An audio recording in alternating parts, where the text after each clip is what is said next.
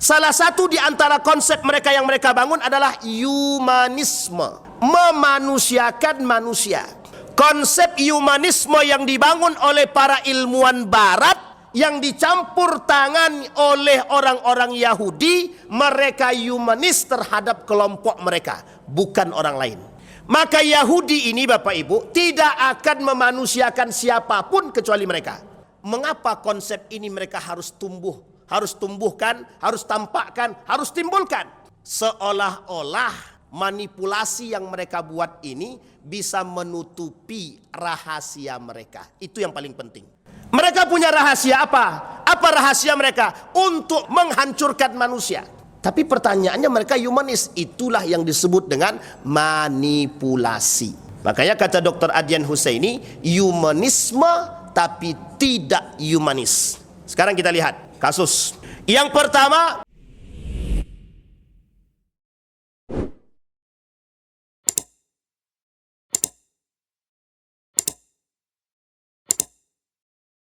perbedaannya drastis. Allah mempersaudarakan orang-orang beriman karena cinta. Allah kemudian tunjukkan bahwa orang munafik bersekongkol dengan orang Yahudi dan Nasrani dalam konteks kejahatan. Ketika Abdullah bin Ubay bin Salul tidak terima dengan kedatangan Nabi, dia hasut orang Muslim, orang-orang mukmin Madinah. Uniknya orang-orang mukmin Madinah kokoh dengan imannya karena nabinya ada. Jelas. Meskipun pada akhirnya nanti pasca wafatnya baginda Nabi itu nampak semua.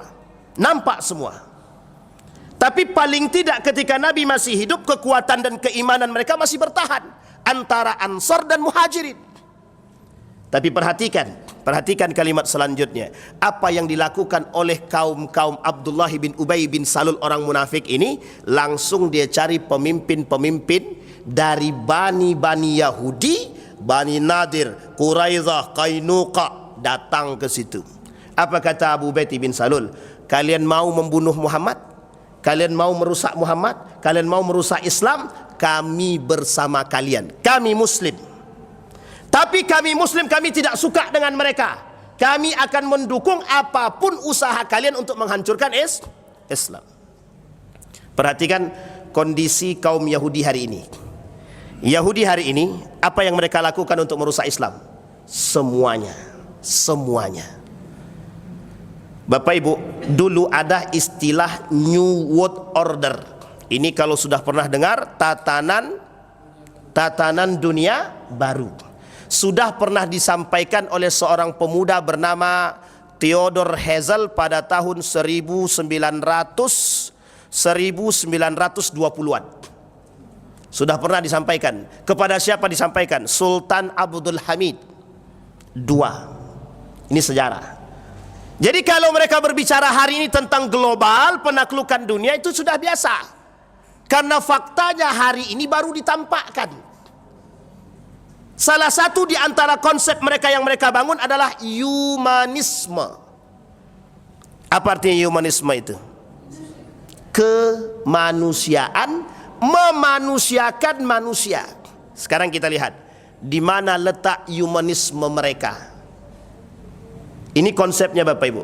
Konsep humanisme yang dibangun oleh para ilmuwan barat, yang dicampur tangan oleh orang-orang Yahudi, mereka humanis terhadap kelompok mereka, bukan orang lain. Jadi humanisme dalam versus barat itu adalah, dalam pandangan barat adalah mereka memanusiakan manusia dari sisi mereka. Bisa dipahami ya? Tapi tidak memanusiakan yang lain. Yang lain tidak. Maka Yahudi ini Bapak Ibu tidak akan memanusiakan siapapun kecuali mereka. Yahudi tidak akan memanusiakan manusia kecuali kelompok mereka. Itu sudah mesti Pak begitu. Tapi Bapak Ibu sekalian yang berbahagia, mengapa konsep ini mereka harus tumbuhkan, harus tampakkan, harus timbulkan? Seolah-olah manipulasi yang mereka buat ini bisa menutupi rahasia mereka. Itu yang paling penting. Mereka punya rahasia apa? Apa rahasia mereka? Untuk membunuh umat manusia, menghancurkan manusia. Tapi pertanyaannya, mereka humanis. Itulah yang disebut dengan manipulasi. Makanya kata Dr. Adyan Husaini, humanisme tapi tidak humanis. Sekarang kita lihat kasus. Yang pertama, kita lihat kasus ketika Nabi berada di Madinah. Nabi berperang dengan Bani Qainuqa. Bani Qainuqa ini Bani apa? Yahudi. Pengkhianat pertama di Madinah dilakukan oleh siapa? Bani Qainuqa. Apa yang mereka khianati? Piagam Madinah. Piagam Madinah yang sudah terbentuk dari beberapa pasal tersebut. Apa kata Bani Qainuqa? Kata Bani Qainuqa, kami ikut bersama kalian. Artinya dia masuk dalam perdamaian, dalam piagam Madinah.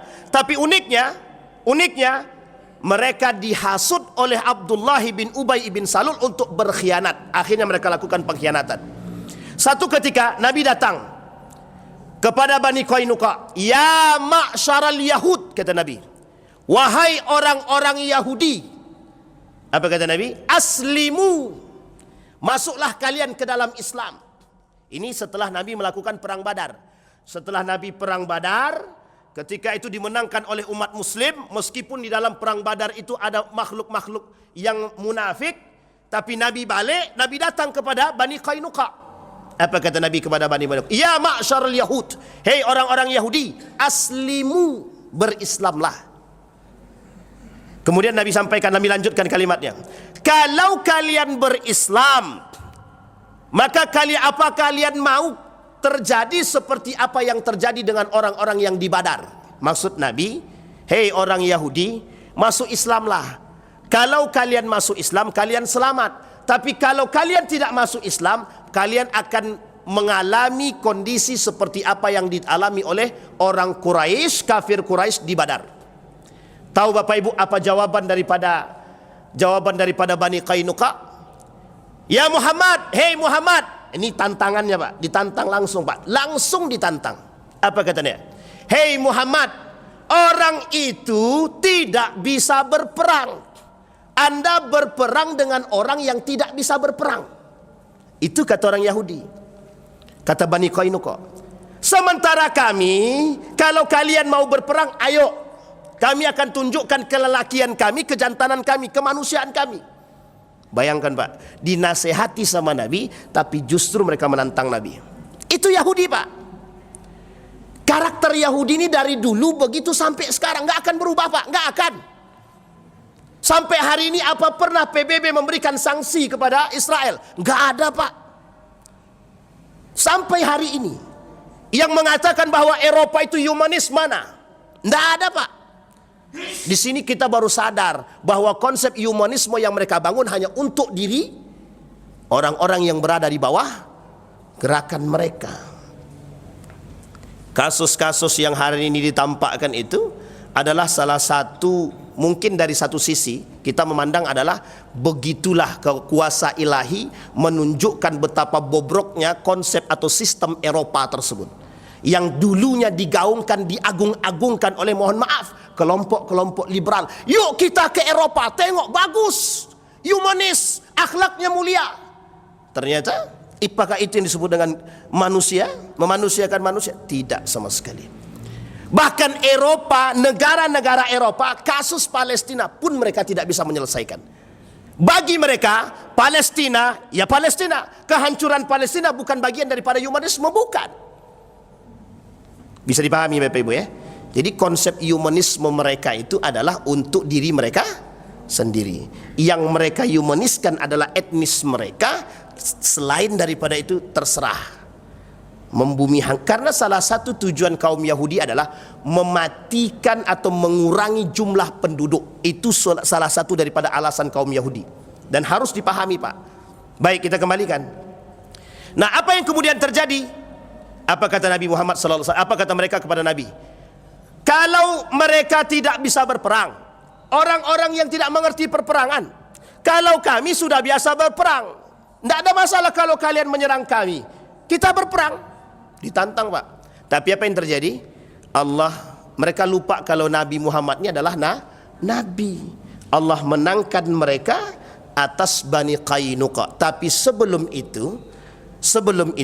terjadi perperangan, Bani Qainuqa ini adalah pengkhianat Yahudi pertama dalam sistem perdamaian yang dibangun oleh Nabi melalui Piagam Madinah. Setelah itu diikuti oleh Bani Nadir. Bani siapa? Bani Nadir.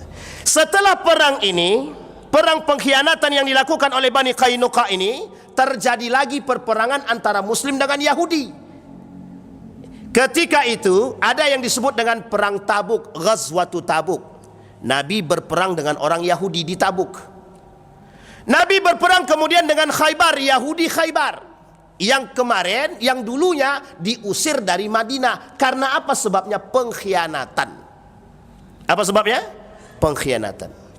Jadi Bapak Ibu sekalian yang berbahagia, kalau kita berbicara tentang Yahudi, tidak ada istilah Yahudi tidak berkhianat, itu tidak ada. Tidak ada. Maka yang kita bingungkan sekarang ini, kita sedang mencintai siapa? Yahudi kah? Israel kah? Amerika kah? Muslim kah? Palestina kah? Atau mohon maaf, saudara kita kah? Yang dikatakan saudara ikhwah, fa aslihu innamal mu'minuna ikhwah fa aslihu baina akhawaikum, kata Allah. Orang-orang beriman itu sesungguhnya bersaudara. Ingat kalimat ini. Fa aslihu baina akhawaikum, perbaiki persaudaraan kalian. Pertanyaannya adalah, bagaimana cara kita memperbaiki persaudaraan kita? Makanya Bapak Ibu, salah satu bagian daripada keimanan adalah mencintai saudara sama seperti mencintai diri sendiri. Termasuk iman, kebaikan, keimanan yang kuat ketika seseorang itu mencintai saudaranya sama seperti mencintai dirinya sendiri. Pertanyaannya muncul kembali, bagaimana cara kita mencintai saudara seagama kita, seiman kita yang ada di Palestina dan Gaza? Bagaimana caranya? Itu kembali kepada setiap orang di antara kita. Bisa dipahami Bapak Ibu ya? Maka Nabi Muhammad SAW memunculkan satu konsep persaudaraan yang kuat di tengah kaum muhajirin dan ansar. Tujuannya apa? Tujuannya satu, ketika Abdullah bin Ubaid bin Salul ini ingin merusak tatanan persaudaraan yang terjadi di dalam, mereka terpental duluan. Orang tahu bagaimana cara Nabi mempersaudarakan mereka. Apa yang dilakukan oleh Nabi? Iman. Apa yang dilakukan oleh Nabi? Iman. Orang tidak kenal, tapi kok dikasih rumah. Sekarang saya tanya, ada orang tiba-tiba dia sama Muslim sama-sama kita, mukmin, dia sholat, dia di masjid, tiba-tiba datang ke rumah Bapak Ibu, Pak bisa numpang tidur? Apa yang Bapak Ibu tanyakan? Kau siapa? Tinggal di mana? Mana alamat rumahmu? Siapa kau? Langsung curiga kita kan? Tapi itu hal seperti ini bukan disebabkan karena seperti pada masa Nabi, mesti ada sebab kekhawatiran. Tapi pertanyaannya, begitukah kondisi ketika itu? Tidak seperti itu. Karena apa? Karena mereka yakin ketika itu yang dibawa oleh Nabi adalah orang-orang baik. Apa tolak ukur baiknya ketika itu? Iman. Pertanyaannya adalah, apakah semua mereka hafal Quran? Tidak. Apakah semua mereka punya keilmuan dan kecerdasan yang sama? Tidak. Bahkan ada yang budak, ada yang tidak memiliki rumah, ada yang berkulit hitam. Bagaimana menyatukan antara kulit hitam dengan kulit putih? Yang ketika itu tingkat rasisnya tinggi. Sampai hari ini Bapak Ibu masih ada istilah begitu. Jadi jangan dikira tidak ada istilah begitu, masih ada. Baik, kalimat selanjutnya dalam ayat selanjutnya, apa kata orang-orang munafik kepada kaum Yahudi agar mereka berkhianat? La in ukhrijtum lanakhrujanna ma'akum. Kalau kalian diusir, kata Abu Bakar bin Salul, maka kami akan ikut bersama kalian. Wala nuti'u fikum ahadan abada, kami enggak akan patuh kepada siapapun selain daripada kalian. Wala in kutiltum lanansurannakum, kalau kalian dibunuh kami yang akan membantu. Inilah karakteristik hari ini Bapak Ibu. Saya tidak mengatakan ada unsur kemunafikan dan pengkhianatan di balik perjanjian perdamaian yang terbentuk, tapi sorot mata kita setidaknya bisa kita lihat dengan persoalan yang menjadi masalah kita, bukan persoalan Israel saja, bukan persoalan Palestina saja, tapi betapa banyaknya manusia-manusia yang munafik, yang berkhianat, berada di belakang konsep ini, baik umat muslimnya maupun non-muslimnya, kafirnya, baik para pengkhianat dari sisi muslimnya ataupun pengkhianat dari sisi yang tidak muslim, orang kafir. Kalau orang kafir dia berkhianat, ya itu memang karakter dia. Tapi kalau umat muslim yang berkhianat, pertanyaannya besar. Maka Bapak Ibu, saya sangat sependapat terhadap keputusan pimpinan pusat Muhammadiyah yang menyatakan dengan sikapnya, yang dia katakan, kalau seandainya pemerintah tidak bisa mengambil sikap, sebaiknya mundur, karena hak vetonya itu hanya untuk Donald Trump dan itu seumur hidup. Pertanyaannya, kata Muhammadiyah, seberapa kuat kita punya andil untuk memberikan tekanan kepada Donald Trump. Kalau kita kembalikan dengan kondisi yang kita sampaikan, mungkinkah Yahudi diintervensi? Dengan kondisi dunia yang hari ini, mungkinkah Yahudi diintervensi? Mungkinkah Israel diintervensi? Kembali kepada konsep mereka tadi. Apa kata rabi mereka? Apa kata rabi-rabinya Israel? Membunuh anak Palestina adalah pahala. Membumi hanguskan anak-anak Gaza adalah surga. Jadi Bapak Ibu sekalian yang berbahagia, doktrin ini agak sulit untuk dihapuskan. Karena mustahil bagi Israel untuk mengakui kemerdekaan Palestina. Kalaupun mereka mengakui, adalah strategi di balik penguasaannya. Itu mesti begitu. Karena Yahudi dijanjikan ketika sudah sampai pada saatnya terbentuknya negara Yahudi, maka mereka akan mengatakan bahwa dunia dalam tangan kami. Dan Bapak Ibu sekalian yang berbahagia, apakah kita tidak menyadari hadisnya Nabi bahwa perang antara Palestina dan Yahudi adalah perang agama? Sampai berani dikatakan oleh seorang ulama mengatakan, persoalan, kata Sultan Abdul Hamid mengatakan, Palestina bukan punyaku, Palestina punya umat muslim. Artinya perebutan Palestina, kemerdekaan Palestina adalah kemerdekaan umat Bisa dipahami sampai sini Bapak Ibu.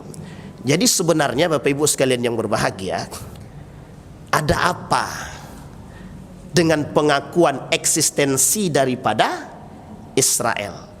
Bisa dipahami Bapak Ibu ya.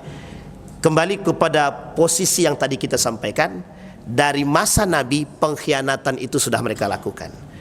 Perang Khaybar, Qainuqa, perang Tabuk, semua nampak pengkhianatan yang mereka lakukan.